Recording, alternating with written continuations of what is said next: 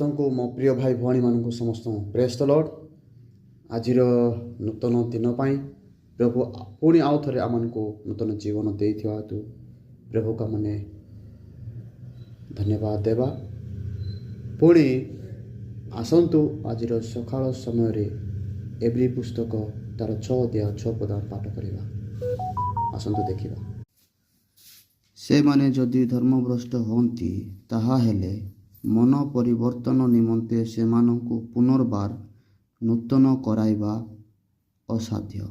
ଯେଣୁ ସେମାନେ ଆପଣାର ବିନାଶ ନିମନ୍ତେ ଈଶ୍ୱରଙ୍କ ପୁତ୍ରକୁ ପୁଣି କ୍ରୁଶାପରଣ କରି ପ୍ରକାଶରେ ତାହାଙ୍କୁ ନିନ୍ଦାର ପାତ୍ର କରନ୍ତି। ମୋ ପ୍ରିୟ ଭାଇ ଭଉଣୀମାନେ ବାକ୍ୟ ଇବ୍ରାନୀୟ 6 ପାଠ କଲୁ। ଆଜି ଦୁନିଆରେ କ'ଣ ଚାଲିଛି ଆପଣମାନେ ସମସ୍ତେ ଜାଣୁଥିବେ। ଈଶ୍ୱରଙ୍କ ପୁତ୍ରଙ୍କ ନିମନ୍ତେ ବିଭିନ୍ନ ପ୍ରକାର ଲୋକମାନେ କହନ୍ତି। ତାହା ସବୁ ପଛରେ ପକାଇ ଆମମାନେ ପ୍ରଭୁ ଯୀଶୁଖ୍ରୀଷ୍ଟ ଯାହା ବାକ୍ୟ ଦେଇଅଛନ୍ତି ସେ ବାକ୍ୟ ଆମେ ଫଲୋ କରି ଚାଲିବା।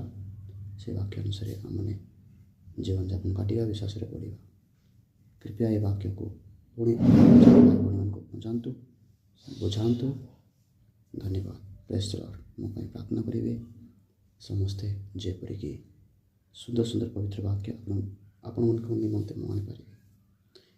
ସେୟାର କରନ୍ତୁ, ଲାଇକ୍ କରନ୍ତୁ। ଧନ୍ୟବାଦ।